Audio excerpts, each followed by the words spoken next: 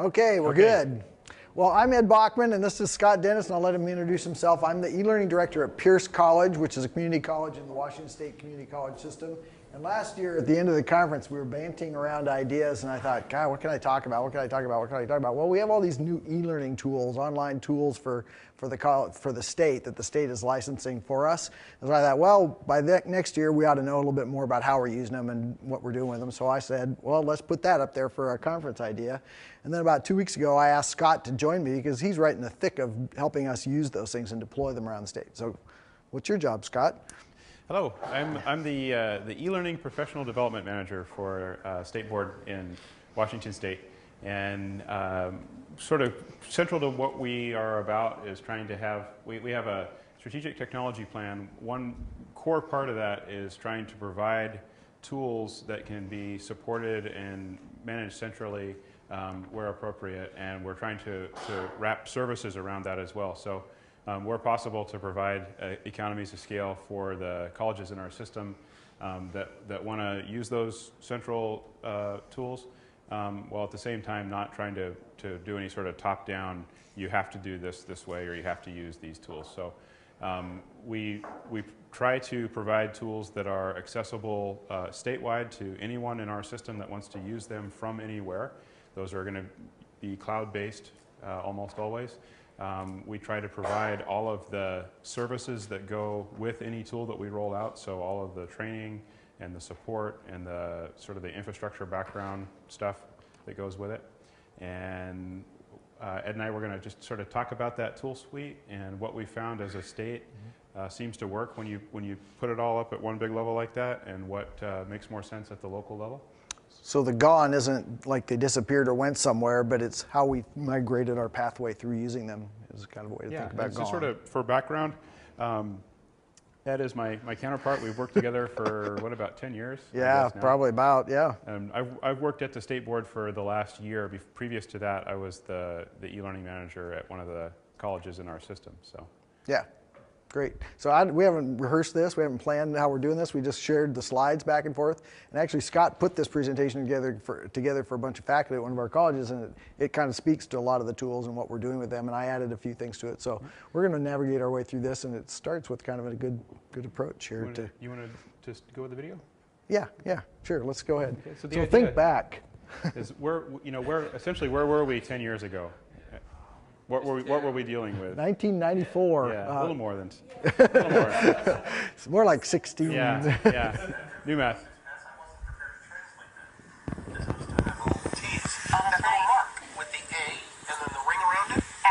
See, that's what I said. Katie said she thought it was about. Yeah.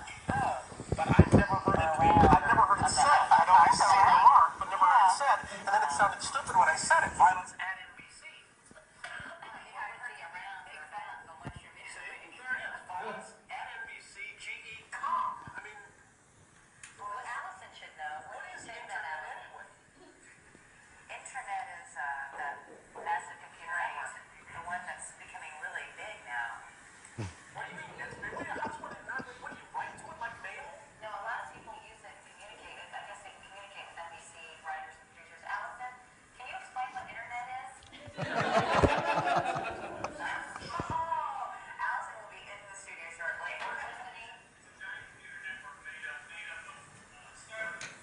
Oh, I thought you were going to tell us what this was. Second, look at the computer billboard.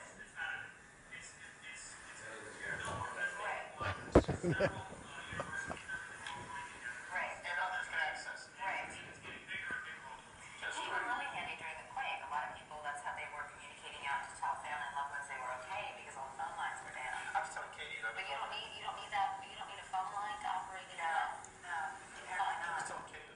telling Katie. Obviously, Good Morning America from way back in '94, for those who didn't, or watching the video and couldn't hear all that. A good discussion about what's the internet all about. Yeah.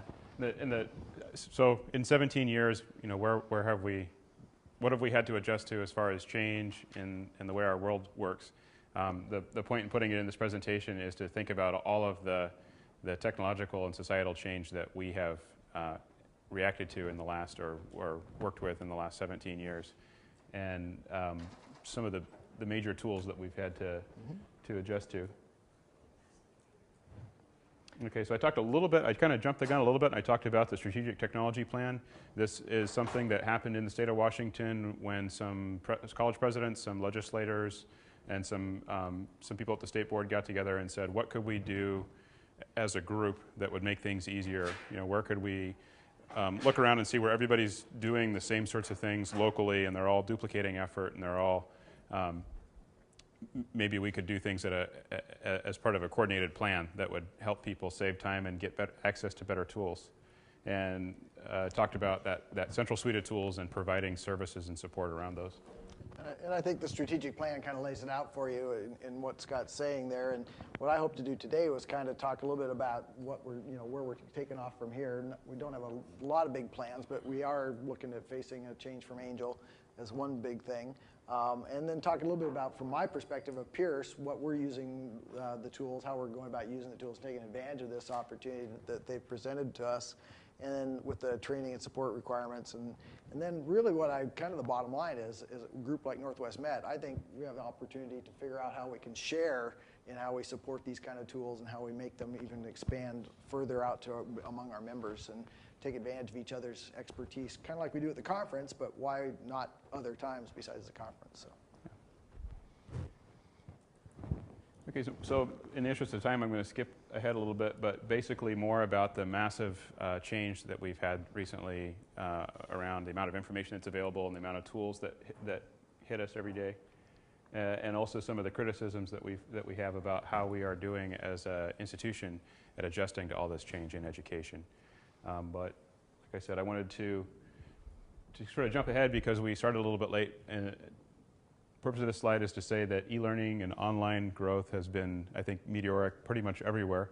It's one of the changes we're adjusting to, is going from this sort of small back office function on a lot of campuses to something that's mainstream and part of, in our state, about 20% of our total FTE now is either hybrid or online.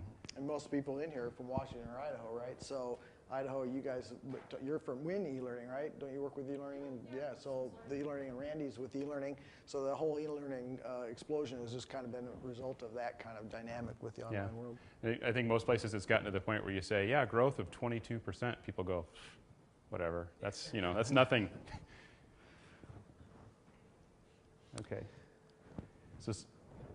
Why don't you go down the list and I'll cover the bottom. Okay. So those core services, what are the things that people want?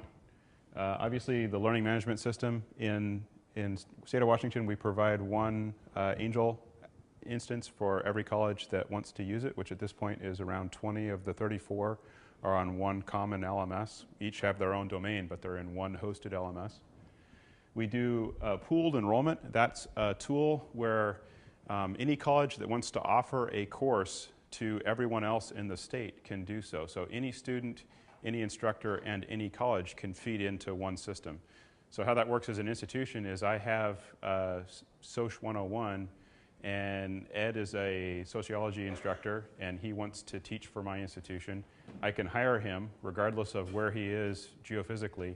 He goes into a queue of instructors, and then as colleges within our system put that Soc 101 course in their schedule, the students enroll locally. They get fed into one big queue. Instructors, students get fed into one statewide system.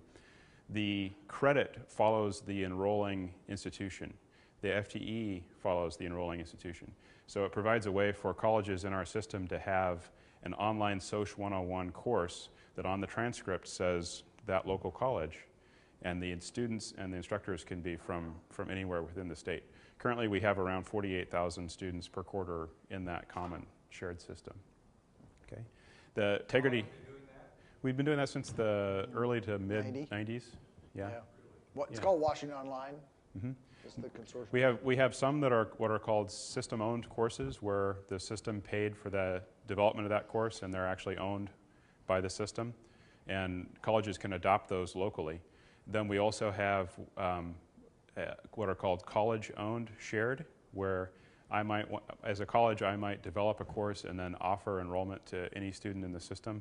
And then we also have what are called college-owned private, where the college wants to use the LMS and the infrastructure, but they don't want to necessarily have students enrolling from from wherever. So they're just outsourcing the technology, and those are becoming very rare. You know, there's not as much need for it's that. a bit of a challenge. The shared courses are ones that we all agreed to. We have to look at the curriculum and decide that matches a course on our campus.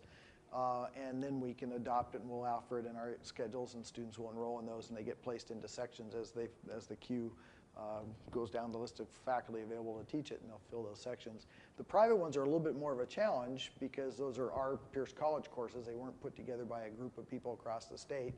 And so it's our Social 101 might be a little bit different than Lower Columbia's Social 101 or Walla Walla's Social 101, different outcomes. And we don't always agree that that's the best way to offer that course. So that to get others to adopt it is a little bit more of a challenge. It's more of a marketing promotion activity than going on a sales pitch kind of thing to get people to buy into using that course. So I don't know that the number of people using shared private courses is huge. The Wash Online shared courses are still pretty strong, but a lot of colleges use their own courses with their own students in the Wash Online system as well. The growth figures I showed you earlier with the bar graphs, the use of the WAOL system is increasing dramatically. Where colleges are using it strictly to outsource the technology is less and less. You know, they're not using the pooled enrollment system for their own private stuff.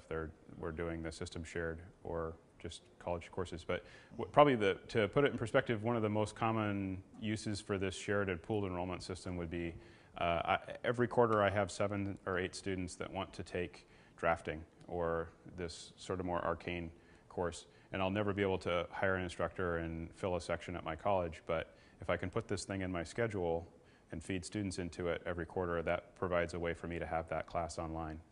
Through multiple colleges contributing students to make a section run. Yeah. Somehow the institutions have certified that this course is a quality course. Yeah, the quality of it and the outcomes that you're teaching to meet those individual colleges' needs. And in some cases, they took the outcomes of the developed course and said, well, we'll create a course that uses this as the curriculum on our campus, and that's what we'll call it when the students transcript it. Yeah, because all this stuff is system owned, it's pretty frequent for colleges to say, we would like an archive of all the lesson materials, the objectives, everything, and then we're going to take that locally, change it, and offer it locally. So those system courses are often actually used by instructors in our system who will take the state content, chop it, redice it, remix it, and use parts of it. So It was You're okay with that? yeah, it's state owned. With state dollars paid to develop it. So an early open educational activity. Yeah. Before it was trendy. open with a little O. Yeah. Okay, so Tegrity lecture capture we talked a little bit about that in the last session. It is a cloud-based lecture capture tool integrated into our learning management system. Any instructor, any student, anywhere in the system can use this lecture capture tool. If you're not using the LMS, you don't want to use the learning management system, there's a web interface for it that you can use. We use it, we bought it as a way for instructors to go into classrooms, record their lectures, and have those to be available for students later. What we're finding is that the instructors are using it that way. They're also using it a lot to provide feedback to students on work that's been turned in. You know, I may pull up the spreadsheet the student dropped off in a Dropbox in Angel and talk to the student while I manipulate the spreadsheet. Like an office hours kind of thing or a help session. Yeah, and then that video, the link to that video goes back just to that student. Or because students can do recordings, we'll sometimes have students do recordings and send them to instructors. It's all new for us. You know, this is the first year of doing it. We've seen some really cool things. Like one example was a math instructor who took his laptop on vacation. He's walking along the beach, recording the wave pattern in the sand, and he's talking about the math that goes into that. You know, or people that take their laptops with them out in the field. Some pretty neat stuff, and really at a low cost, both in training and infrastructure. Yeah, let's go on down the list of the tools and things that are available to us. eLuminate, we've had actually for 4 or 5 years now. It's again, it's cloud-based. It's available to anyone in the system who wants to use it, regardless of whether they don't have to use the whole suite in order to get any of these. You know, maybe I want to use eLuminate, but I don't want to use Angel or something like that. But it's a real-time conferencing tool. We've seen it used for live office hours, for groups of faculty administrators who want to have meetings but not travel, for bringing in guest presenters in classrooms. You know, I may have a physical classroom with people in it and have a guest presenter in Illuminate from someplace else. Use it extensively for professional development for our faculty too, across the state, with Scott's office doing. Yeah, we're going to talk about that a little bit later. And then we've also seen it used as a lecture capture tool. You know, up until this year, we didn't really have one statewide, and not a lot, but some instructors would use it for lecture capture. We use it in ITV classes. We present the PowerPoints with Illuminate. Oh yeah. And it's much clearer for the ITV people. Sure. Yeah, cool. Kind of a mashup of ITV and all of this stuff we've got running on the laptop, and we can show you if you're, you know, if we get to that and people are interested in it, we can go in and look at an Illuminate room or whatever. Yeah, there is. Amber Goulart. Right after we started licensing it, of course, Blackboard bought it up along with WIMBA, and it's now Blackboard Collaborate, right? Yeah, it's now Blackboard Collaborate, Angel, Illuminate, WIMBA, CT. Yeah, whatever. Yeah. We can't even make an acronym for it. Have an Amazon S3 streaming server set up that is integrated into our learning management system. So for instructors and students, it's a seamless integration. They don't think of streaming media as being separate from Angel.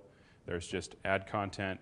I can add a quiz, add a page, add a media file, and it's all one interface for people. We have an e-tutoring consortium, which is not just people within the community and technical college system. It's now a regional system, but we're managing it, so we're providing some of the management cost for that.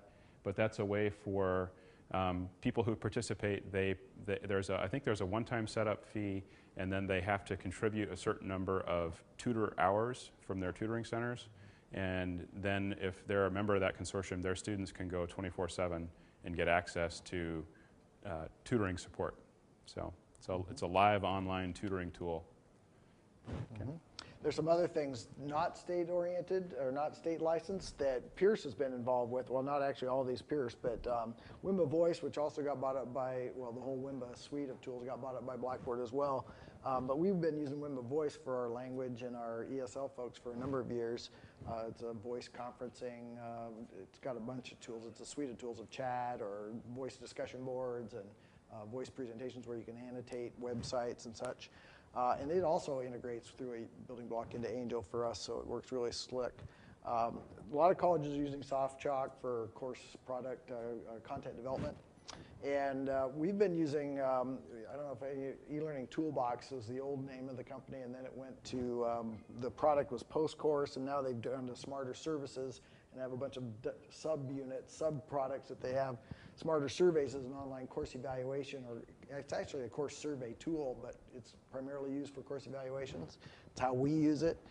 We also are just starting to play around with a tool, a readiness indicator assessment tool for students called Smarter Measure that will kind of run them through the gamut of, you know, what's your reading ability, your typing speed, technology, knowledge kind of assessment, as well as learning styles and things like that, just to help us gauge how effective they might be in being able to work in an online learning environment. I realize now I should have put up here that from here up, we've got Tier 1 24/7 tech support for any student or instructor. Right, that all the colleges can take advantage of. Yeah. So that bottom one is not provided by the state? No, that was just a locally licensing, but it's, you know, it's enhanced. Because those folks are doing all those things we don't have to worry about, it frees us up to take a look. I mean, you didn't lose your money that you had for LMS licensing or Tegrity licensing? Well, I never had any money for those things. How about Pierce? I mean, Pierce as a whole? No, we never spent any money for those things because we've always had either Wash Online thing. I mean, as far as eLearning came on board. The cost goes, the only thing up from here up, well, I guess from here because they have to provide tutors for that. But from here up, the only thing the colleges are billed for is Angel, and that's $4 per active user per quarter. So if you have a student taking 3 classes, you get billed $4 per quarter. But the rest of the stuff has been just paid for. And that's for us as a pass-through fee from students. Yeah. So the media server is going to be free Yeah, it is free, and Larry's a good case point example. We have unlimited streaming media storage that's free, and we first rolled that out for WAOL Angel clients, and then we took the integration work and we gave that to some of there's 6 colleges in our system that have Angel but have their own either locally hosted or locally contracted Angel. So the 20 Angel WAOL, then the 6 Angel non-WAOL, and then people who use Blackboard or another LMS Moodle or something, yeah. will get access to it as well. So the timeline is right now we're doing a pilot with 2 of the 6 Angel independent folks, and then once that's worked out, then our state board programmers are going to turn to integrating with Blackboard and any other comers. So. I've got a couple of professors who are technologically deficient, and so because they couldn't work Angel, Mm-hmm. they couldn't deal with Blackboard, I threw all the video at YouTube and just hand them Microsoft documents with the hyperlinks in them. Could I do that out of Yeah. without them using the shell? Yeah, definitely. YouTube has a limit, duration limit, like 20 minutes now or something. Well, I chop everything in 10-minute pieces, and Yeah. they're never interested beyond 10 minutes. Seven. Usually, I try to cut myself off at about 7. But interesting or good point is that we've got all this state-provided, expensive, big, complicated tools. One of our most popular courses or presentations is using the free stuff or using the openly accessible tools like all the tools that Google provides, how to integrate YouTube into what you're doing in Angel or wherever you are. iTunes, Way a bunch of my teachers heretofore have been doing. So I can take all this content, just throw it up there, and then give them hyperlinks to. If you wanted to, sure, yeah. Yeah, because it scares the crap out of my bosses. Because if they title the course one thing, there'll be some girl on the side with half her clothes off in an ad, and that bothers me. I can actually, let's get together and I'll talk about how to do that, because we've done it. So do you keep those servers forever? I mean, or are you giving them 1 year and then you recycle? Right now, the way that our limits are set, I think we moved it up to 750 megabytes per file is the only limitation, but you can have as many files as you want for as long as you want. Yeah. Same thing like with Tegrity and Illuminate, there's unlimited recording. We actually did have somebody do a week-long Tegrity recording and upload it. And our actual contract is written with them that we have unlimited storage. So. Yeah, they'll kick it and record and forget about it and go off and leave it, and it just sits recording forever. Yeah, but it was sort of weird. It took a while to get used to the idea. There's no limits. I can just record as much stuff as I want. Yeah. If you put something on YouTube, you have to make sure that whatever you use is not copyrighted. There are a lot of considerations with using an outside tool like that, whether copyright, you're beholden to some commercial entity. There are lots of things. But there's nothing that we have no policy that says you can't do it. Yeah, that's the individual concern, or the college concern. And the federal law, right. But we try to provide the tools, wherever possible, we try to provide the tools, provide the support and the training, and let people create their own local policies about how they're going to use the tools, what limits or not they're going to put on them, all that. So, question? With your instructors that have solely online courses, how do they handle things like, let's say they have a PBS documentary or maybe a documentary that is copyrighted and they want to use it in their online course just like they would show it in their on-campus course? Do you counter that? Well, at our campus, we first encourage them to use materials that are licensed by the library and a digital library of media files and media clips and videos and films and such. Then from there, we try to encourage them to adhere to the limitations of how much content they're using in their course, not use the whole thing, and use it inside of an access-controlled environment. If you follow the copyright laws and do all the right things of having a policy in place and doing all the educational stuff you're supposed to do about it, you can get by with carefully using them and only using them, not in perpetuity kind of thing. So yeah, we just basically, you know, nobody's policing it at our institution, but we encourage them to follow the rules. We set when we set up the Amazon streaming server, we set it so that as an instructor, oh, I just want to show it to it. Can I show it to Sure. them? Okay. We set it up so that you upload your files, and then you can decide, are they stream only or downloadable? And there's a little proviso that says, you know, obey copyright law. Reminder. If it's copyrighted content, the students shouldn't be downloading it. Yeah, this. So if I'm an instructor, I'm in Angel, and I want to add a video, I go to Add Content, and I've got my regular content types there that, you know, kind of out of the box, and then I also have a media file one that's new. That's and what we've added as a tool in that list. And then we've got, you see up here, there's, it's going to bring up a list of all the files that I have previously uploaded, no matter what course I'm in the past, and I can put those in folders if I want to. I can organize them, and then I can also choose to upload new files, or if there is something that's out on YouTube that I know the URL of, or if I want to search YouTube from here. And obviously you can search for YouTube videos from other places within Angel, but we thought if we're letting people add media, we might as well have an add from YouTube button as well. But if I go to upload a file, and I don't actually have any on my desktop right now, but if I were to browse and find my file, then I would have a little preview window of the file. I would have choose downloadable or streaming only, and then there's if this is Creative Commons, there's a way to tag it and license it with your CC BY or your whatever licensing you want to use for it. And then you'll see the notice down there that reminds them of. Yeah, you are responsible for the legal use of the content, and then there's in help there's some more information about copyright and whatnot. But really, we're providing the tool and having the local policies govern how it's used. Question? So the media file types that it accepts, and then if I choose streaming, does it prepare the file? Does it encode the file? Prepare that for If you can upload any electronic file that is 750 megabytes or less at a time, so images, Word documents, whatever. If it is an MP3, if it's any of a series that are listed in help, there's like 4 or 5 different streamable formats. And if it's one of those formats, then it will have a button for, do you want this streamed or not? You know, do you want it downloadable, streamed, or both?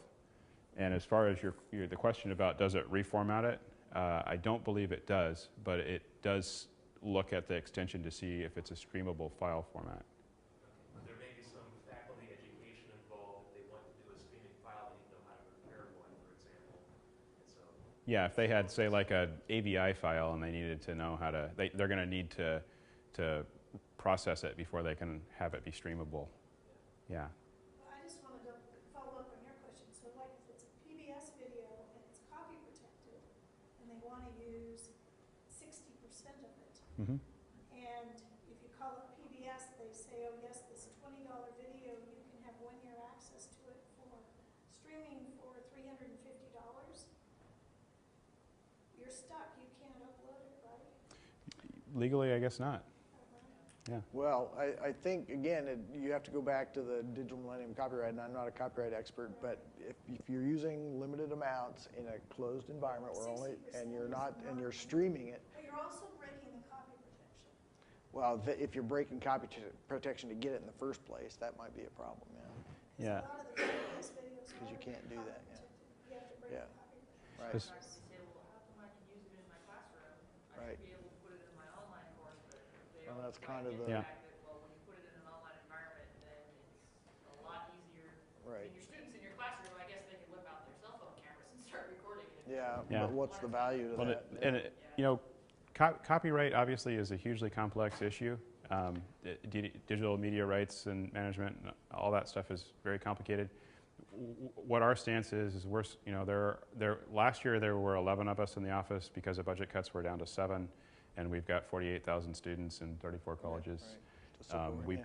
We put the technology out there, the policies that are in place locally govern. We don't get into Right. that. It's Can I ask you one question about integrity?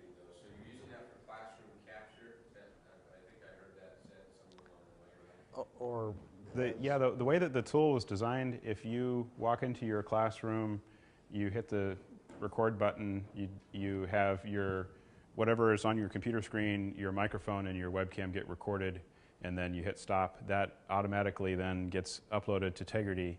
If you're using Angel, you can go. So it gets uploaded to Tegrity, and you can it's in the cloud. link to it through Well, Angel or right. Well, you don't actually have to link to it. It's automatically built into the nugget. Tegrity knows the authentication and what courses you're teaching. So you're, like, if I'm teaching 3 different classes this quarter, when I go to record a Tegrity video, I'll tell it which of the 3 that I'm recording, and then it automatically gets uploaded to Tegrity. It becomes accessible from within the Angel classroom of whichever class I told it to. My students can see it from within that classroom. That's right. So the Tegrity is set up, and we've used the AIRS, whatever that stands for. It's an acronym of theirs that basically mirrors our course structure that's in our Angel environment. Or you can go directly to the system, and you can create a recording there as well too. Now I remember you saying you had unlimited storage there, but I was thinking an hour at Tegrity is a lot more than 750 megabytes. Right. Those are 2 different things. 2 different yeah. servers. Storing that on the Tegrity. Tegrity server. Yes, right. Tegrity is unlimited in the amount that you can store up there. The Amazon streaming server is also unlimited in the total amount that you can use, but you can only use up to 750 megabytes per file that you upload. We just recently changed that from 300 to 750. It's really kind of an arbitrary number, but. And part of the reason for the media server in the first place was Angel, with our license with Angel, has got us locked down to 300 megabytes for a course. So when you get into that course, it's, you start uploading a bunch of stuff, it's easy to kind of overload your course. And it just slows other processes down as well. So having another resource where it's outside of Angel but easily linked inside of Angel to those items really was an important big step for us. Yeah, we do. You got individual courses in Angel limited to 300 meg total. Yeah, 307 up technically. Yeah, but if they put something on the streaming server or they put it in Tegrity, that doesn't count. If they put it in a repository and link that in, that doesn't count. But. Well, the repository's got its own limit, but Right. yeah, so you can add the repository to the. So anyway, yeah, as a student, if I come into the course tab, I see my Tegrity recordings here, and I can access any of the recordings the instructor has posted there. And you can get the link for the Tegrity recording as well and put it right in your lessons content if you want it more integrated into what you're doing. That's sort of like a little widget inside of It's Yeah. it's basically it's just passing your authentication off to the server so you don't have to log in again. So what this? Scott, did you say that you don't need Angel to reach Tegrity? Right. So if your instructor on your campus creates a recording and uploads it to Tegrity, and you're not using Angel at all, the student could go to the web interface for your college and then log in as using their authentication, whatever you've established at your college as the authentication that Tegrity uses, whether it's Blackboard or your network account, whatever it is. They put their username and password into the website, and then they get access to this, which you can see there's. Go to my Tegrity and show Yeah, and then so the student can they can come in here, they can listen to the recording. They can download it if the instructor has set it to be downloaded. The instructor can have it to where it's only accessible from within Tegrity, or they can make it so that there's a published link that they can use. So like we've seen where some instructors are using those published links within their Angel lesson content. We've seen it where they've taken it outside of Angel completely, just thrown it on their faculty webpage or put it in an email address, out to somebody. So.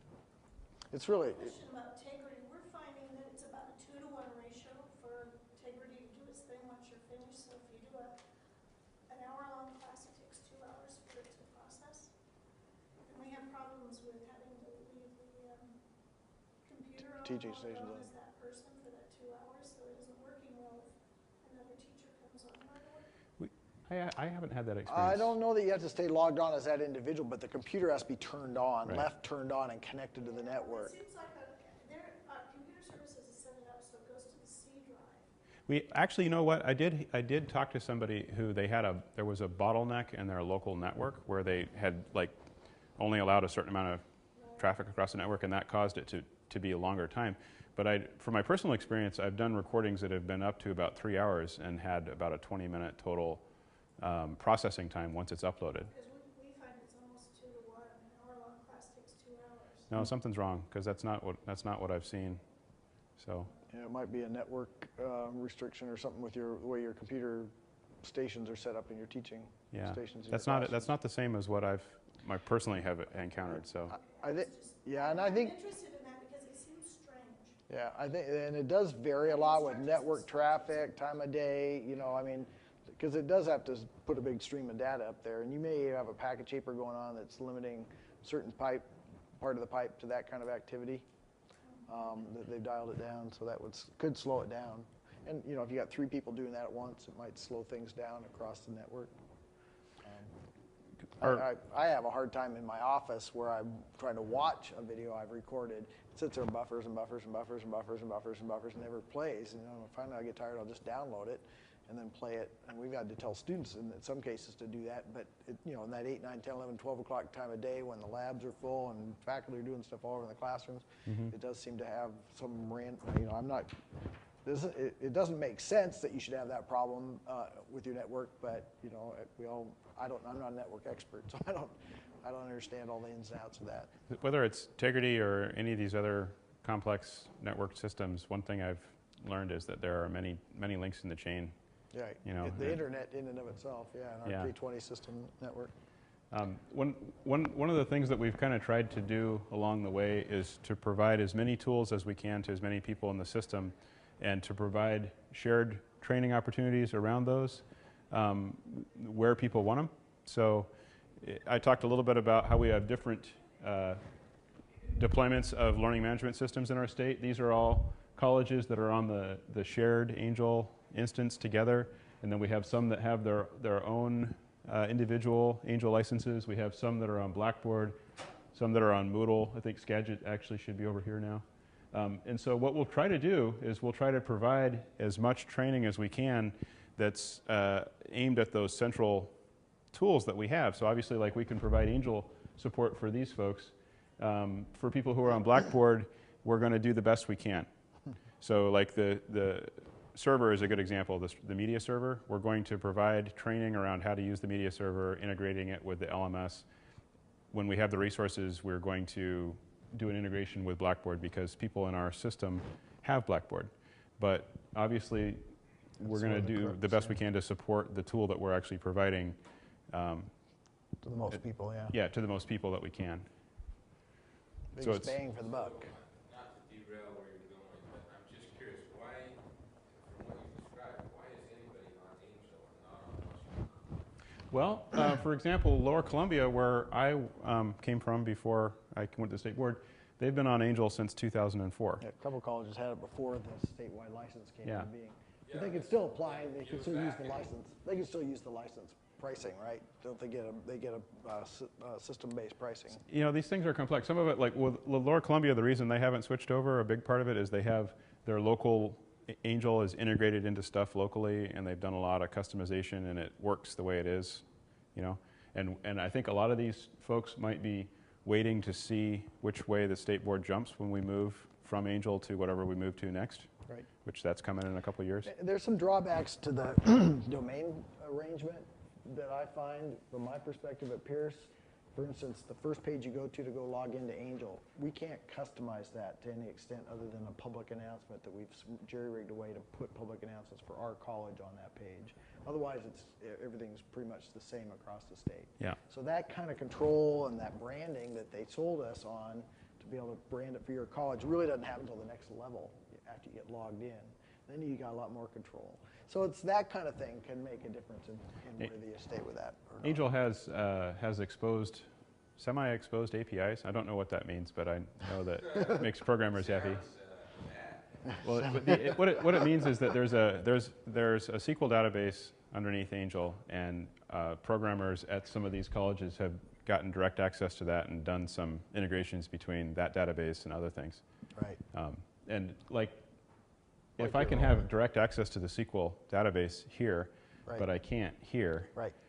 Yeah, there's 2 people or 3 people in the state, I don't know how many actually, but only a handful of people at the state level. You're probably one of them, and Mark Carvin's probably another one that can get in there and look at that SQL database. I can't get in there and try and cross-reference, do my own query on the data of students and who's doing what to kind of correlate with success strategies that we've done on our campus. No, I understand. I Yeah. Like, Well, that have to be worth an awful lot of money. Well, I know at LCC, when we looked at the cost of paying $4 per student per quarter, and for instructors as well. That's true, you are charging $4 per Yeah. So if we looked at it, when I was at LCC, if we looked at just the cost of that $4 per user per quarter versus what we were paying to license it and host it locally, it was cheaper to host it locally. But then there's a full FTE and IT that supports the servers, and there were other costs. So depending on how you look at the costs, it makes sense. Or yeah. I forgot you were charging $4 Yeah. per Yeah, I think for us it's like if we had an Angel classroom for every course and every student were in that system and using it, then it would probably be more cost effective for us to do our own license. But then on the back end side, we got a lot more responsibility to make sure the thing's working right, and we're doing all the backups and all that stuff that Mark and those guys at WA will take care of for us. So it is a trade-off. Yes. question? Do you do a lot of your trainings live, or do you end up using webinars? And Yes. what kind of faculty response do you get? Because one of our big problems is faculty say they want live training or webinar training, and then they don't attend. Show up. Well, do you want me to? Generally speaking, our training is the training that there's all kinds of training going on, of course. The Angel training that starts off, Scott and his crew of folks have a series of different workshops that they do online that they run 4 weeks, 3 weeks, 4 weeks? 3 weeks. An introduction to Angel, and then an advanced Angel, and then there's a how to teach online that's an Angel course, and we use that when that's a 4-week online course. Live webinars? They're asynchronous, well, there's delivered online. There's kind of, I kind of had a epiphany today. I was thinking about it. Another epiphany. Yeah. Oh no. So if you use the state board tools, that does not replace your e-learning office, your contact with your local folks. So we provide. There's kind of like this sort of hourglass shape, in that we provide online intro to Angel, intermediate Angel, how to teach online. We have 24/7 tier 1 tech support. We have people at the state level that maybe have more time to focus on the really complex questions. But in between that, there's this area where the colleges pretty much still do support and a lot of the training themselves. Mm-hmm. Yeah, Right, and there's right. so you might, like, let's say you were using our system. You might say to all new faculty who are going to teach online, your administration might work this out with them, that if you have not taught online at all, have no experience, we want you to run through the state 3-week-long Intro to Angel and Intro to How to Teach Online classes. Once you've got that under your belt, come back, and we've got this training that we provide locally that addresses some extra tools and the way we do things here that are a little bit different. And then you're teaching now, and there's a really basic, simple tech support issue that your students are having. 24/7 tech support can maybe address that. There's a problem that's a little bit more complex. You come into the office or call me. We'll work through it. This particular issue, I know how to deal with this. And then there's something that's really complex that you've never dealt with before. That's when you pick up the phone. You call us. So it's kind of like this sort of sandwich.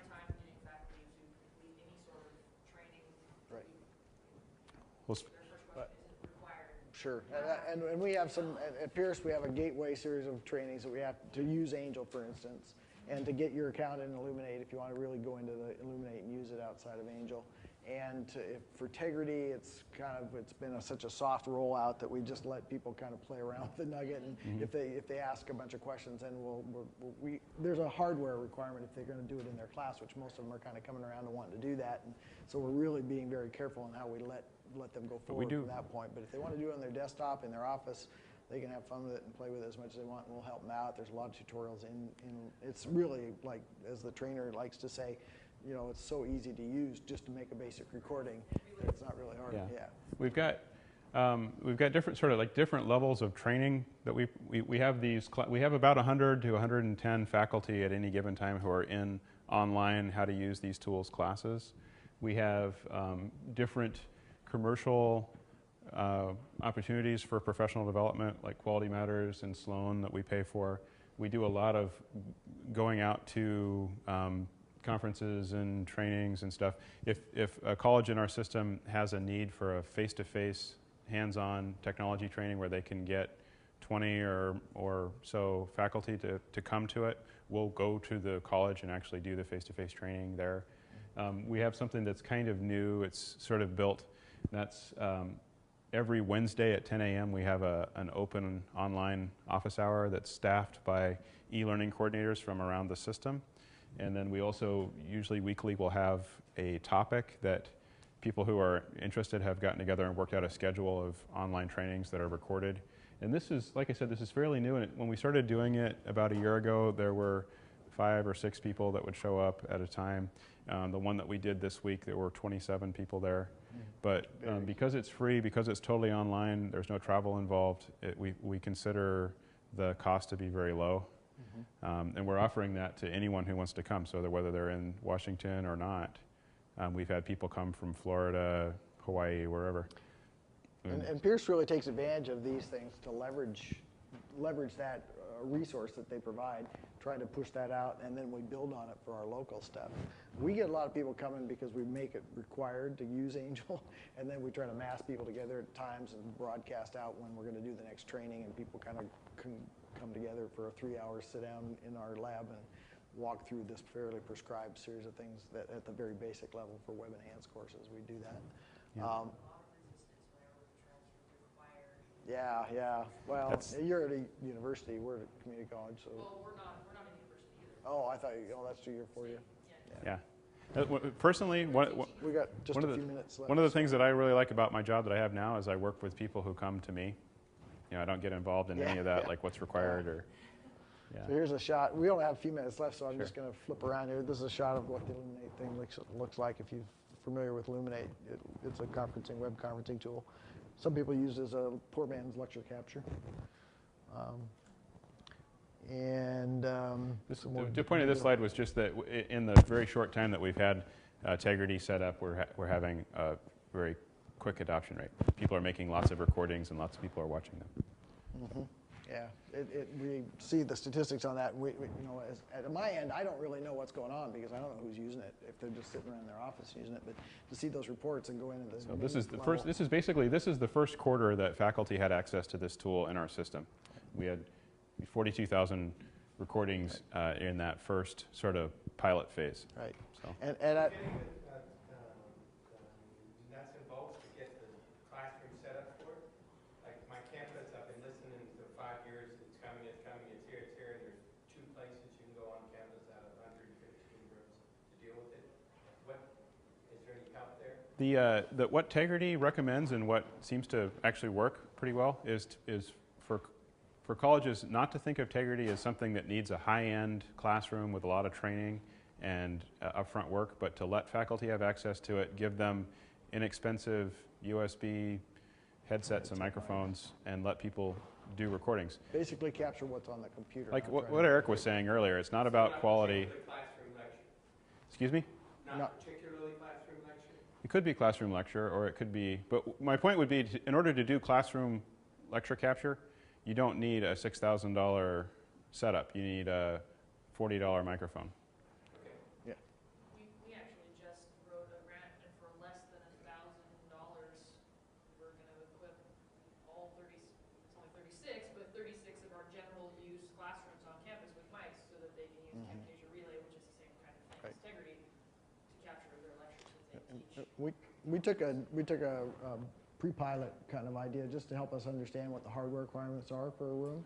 And we got a few math faculty together because we had some math courses where students do miserably in them. So we wanted to see if using Tegrity would help. And that's proven to be quite engaging for those faculty. They love it because they can write on a graphics tablet PC, or they can use a graphics tablet, or you can use a dot camera. But we had hardware things we've had to do to make those work. So we've installed 2 different rooms. One actually, another one's not coming on, but we've installed those rooms and we're showing them how to use those rooms. But we can't do that. We can't manage it across the district.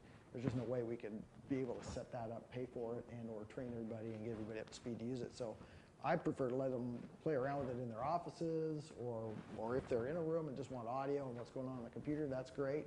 But if they really want to do something like Eric was talking about earlier and think about it and process it and do it very effectively around an outcome that they're trying to achieve in their course, really going to make a difference, then it's going to take some more design and some more work.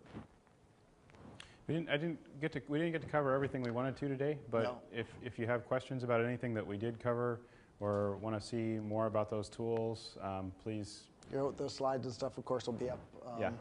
And it'll prompt you to ask questions about what we're engaged with. A lot of fun things going on. Like I said, the big key thing for me is leveraging these resources that they've made available to us so we can take advantage of them and spur us on to bigger and better projects and focus on more development, faculty development particularly.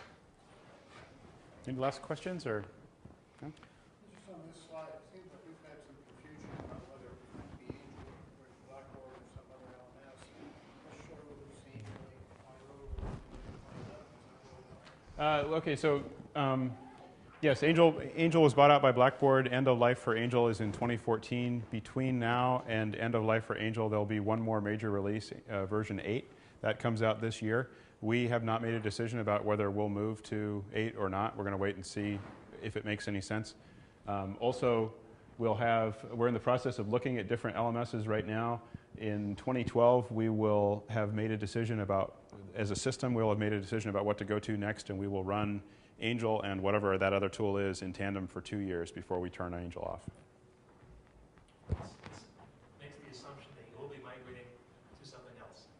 Mm-hmm. Yeah, that's right. Right. End of life. Yeah, Well, you can keep using Angel, but you're not going to have any support for it, and if something breaks, they won't host it. To Blackboard is still rather, migration path to something else is still whether or not it's Blackboard.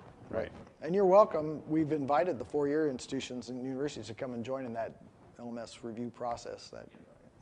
So hope everybody shows up. So the last slide, be thinking about this as you wander around the conference today. I'm going to jump to this one. Whoops, went too far. So this was kind of my motivation for doing this. We all talk a lot about being a very collaborative group, and what I want to do is, where are there opportunities for us as a group of people, much colleagues doing the same kind of stuff, to get together and talk about this. Easy thing to do is start sharing our training and put things out on the listserv or on the new NWMET website, which is, you're going to probably learn more about that as the meeting goes along. And do more stuff like this together and share what's going on. Because I think through the power of us all doing different stuff, it helps us all save a little bit of work and effort. If there's anything that you're interested in, if we can give you the materials that we use, if you want to participate in the online meetings that we have, the training sessions, anything that looks attractive today, please contact us. We didn't talk much about open educational resources and all that stuff, but Washington's kind of got that as a foundation of everything we do is open. So. Yeah. Thank you. I think we're probably over time. That's fun. Thank you, Scott. Yeah.